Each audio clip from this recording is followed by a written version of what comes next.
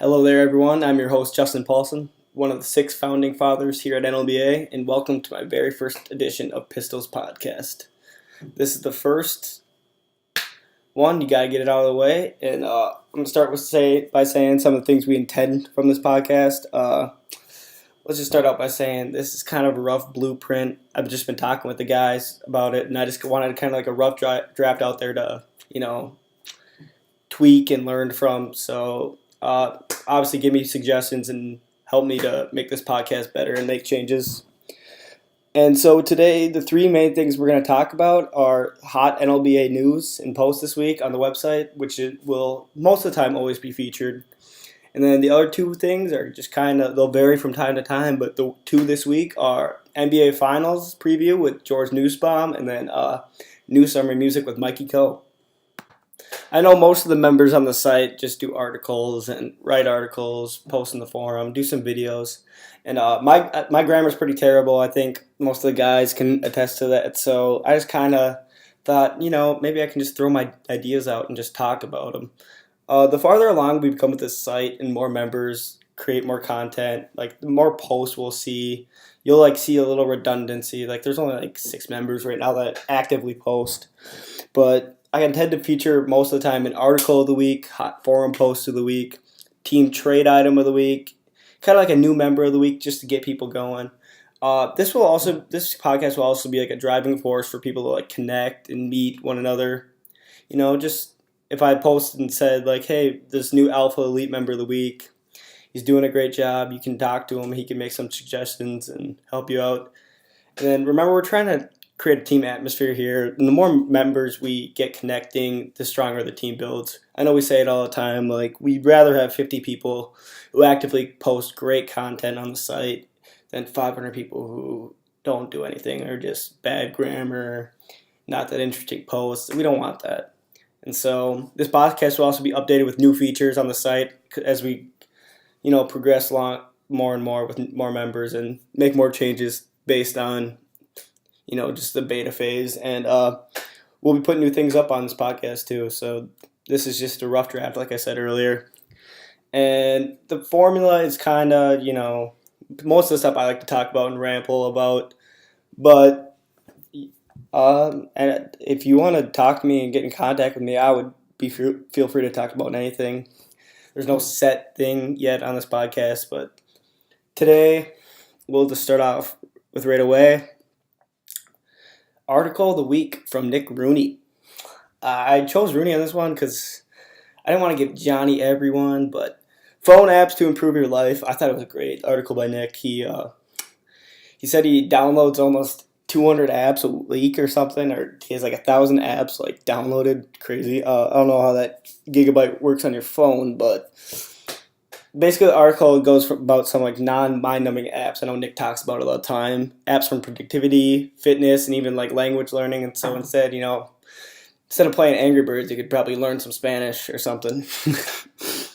Hot forum post of the week from the newbie, Jack Seedorf. I like this one. Hitting the links.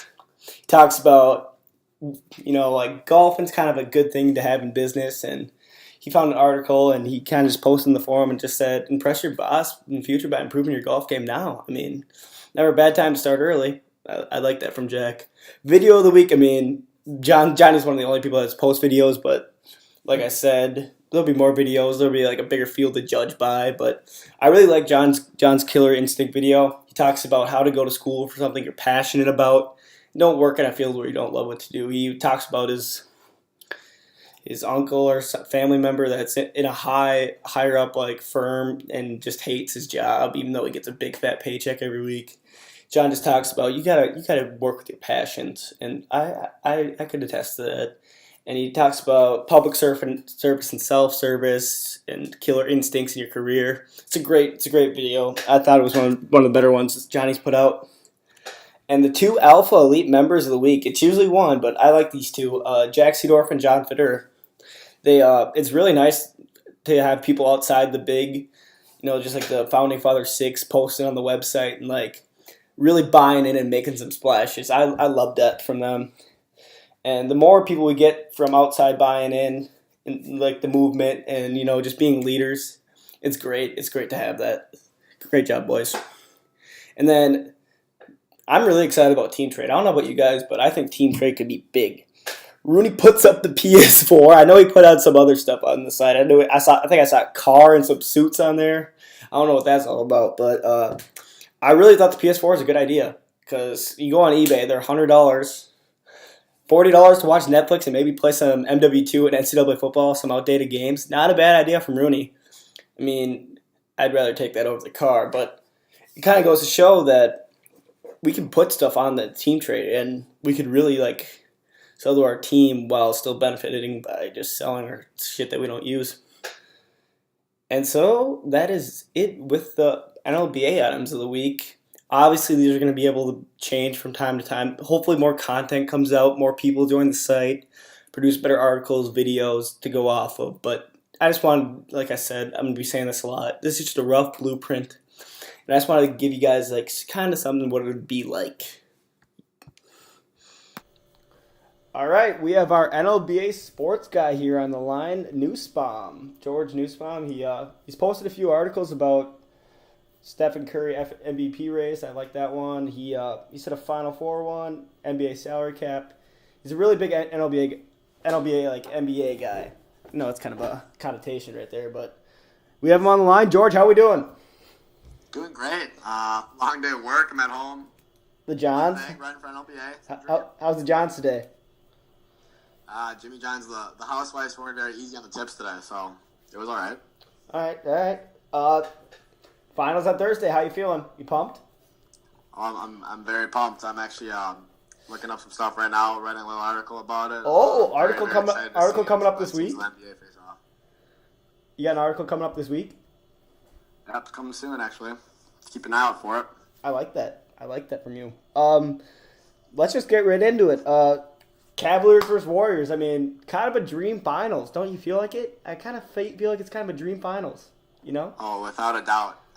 They're both model franchises for two different reasons. I mean, they're both led by the two best players in the NBA for different reasons. Both very different franchises, but both model franchises at the same time. I personally think it's a dream basketball matchup. And so many things to talk about. So many things we can go about this. We're going to be here a long time, I feel like. Sorry, I hope you guys can just hold on to your seats and just hopefully you're doing some yard work or something and just listening to this. You gotta be mowing the lawn at this time of the year anyways. Come on, let's go. All right, well, I got some of these questions here. We'll just ramble them off. Top 3 matchups and mismatches, and just give me a couple that you're looking for right away. Well, I mean, the obvious first mismatch is gonna be whoever's on Steph Curry because the Cleveland Cavaliers, their point guards aren't really fit to D up Curry. I mean, you got Kyrie, who's hurt in the first place, and he can't play defense that well anyways. So then you're looking at Matthew Dellavedova, the guy that's been hurting everybody all playoffs out of St. Mary's. He's become an internet sensation. Yeah, and, he's you can dirty. look at him for 1 second. He can't guard Curry. Can you put Shumpert on Curry? Can you put him on Curry? What happens to Thompson? If Shumpert on Curry. If you're putting Shump on Curry, which is what I think you have to do, I think you do too. Honest to God, I think you're going to have to slide LeBron onto Clay. Who guards Draymond? Tristan Thompson? That's the thing. That's the mismatch right there. I mean, the Cavs are going to be scrambling all day on defense. They're going to need some water on the bench so they get tired. I think a big mismatch is going to be I know he's been kind of like this is going to kind of jump off the page for you, but I've been thinking Harrison Barnes. Who's going to guard Harrison Barnes? Probably Kyrie. You think? Yeah, I mean, Harrison Barnes is going to eat him alive, dude. The thing with the Warriors is if you're looking to hide a defensive player, a bad defensive player, which would be Kyrie in this situation, you're not going to have much fun doing that because Barnes he turned into a great shooter all of a sudden, 32% last season to 40% this season. I mean, that doesn't sound like a guy you can hide somebody on. No. So yeah, no, Barnes is pretty good. I think Barnes is pretty good. Who's your big guy off the bench? I know mine. Well, just go ahead and say yours. For the Cavs, without a doubt, it's going to have to be J.R. Smith. Yeah, no. Without a doubt. You think he's not starting, is he? I don't think he starts. Does he? No way. Yeah, no way. This guy's kind of odd. Festus Ezeli. I'm gonna say it. That's big. He is big. He's a big, like, they're not very, Warriors play the smallest ball I've ever seen. Like, they're going to play Draymond at 5 sometimes and just roll with it. But yeah, especially against the Cavs. if you get a big guy like Azili botting up Mozgov and Thompson, you'll have some problems. And that's huge. That's kind of my big guy. Coaching battle, I know you've had some words about David Blatt. Just kind of, what do the coaches have to do in this finals? Well, I mean, you got Steve Kerr, who turned the Warriors into a good team, into the best team in the NBA. Personally, I think it was just, Steph and Clay were just bound to be amazing. Yeah, and Kerr as a three-point shooter definitely helped the evolution of the Warriors with that, and made the Warriors basically look for threes at possessions. So, I mean, Kerr's a great hire. Yeah, very good. And on the other side, quite frankly, you got Homer Simpson on the Cavs bench. I knew that was coming. I mean, you got Homer Simpson and LeBron in this situation, a little Bart Simpson, kind of disobeying his coach, but thank God he's a talented Bart Simpson. I'll say that. Yeah, I think LeBron's it's basically LeBron versus Kerr. Is how I kind of look at it. I would agree with that, Paulson. And if the Cavs don't win the finals, is Blatt out? Do you feel? I mean, I've never seen a coach get fired after going to the finals in his first year, but I wouldn't frown down upon Dan Gilbert if he fired Blatt.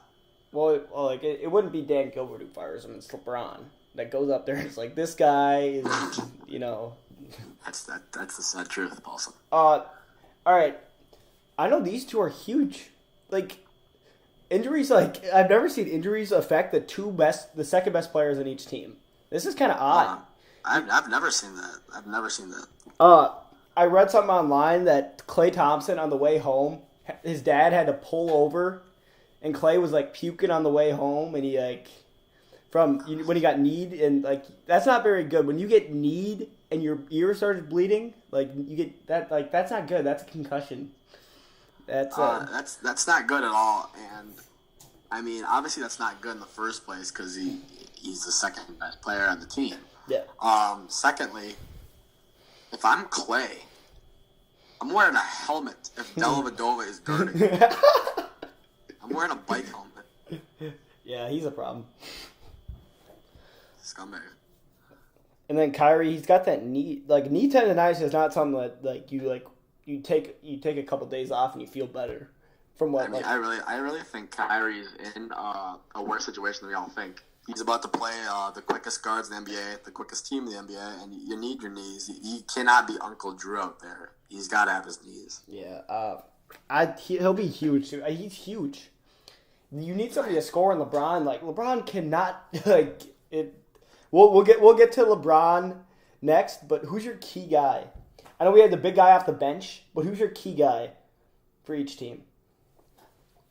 I mean, I already said J.R. Smith was my big guy off the bench for Cleveland, but I'm gonna have to say him again because the Warriors are gonna put the clamps on LeBron. And they're not gonna stop him by any means. They're just gonna slow him down.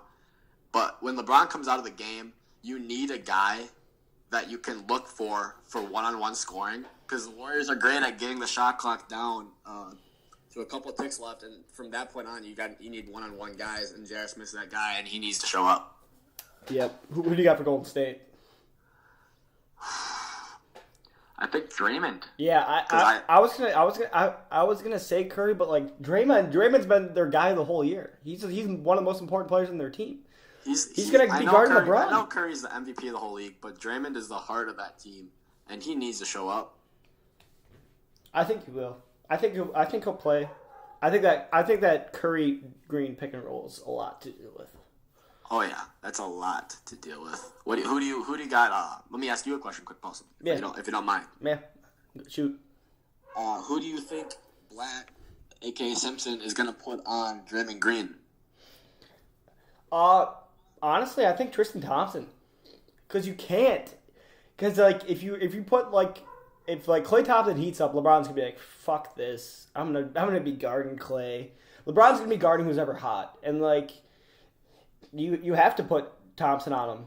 I think Thompson has a chance with him. He can box him out. He's a great rebounder, and That's very true. He can kind of do he can play pick and roll D. I think he can.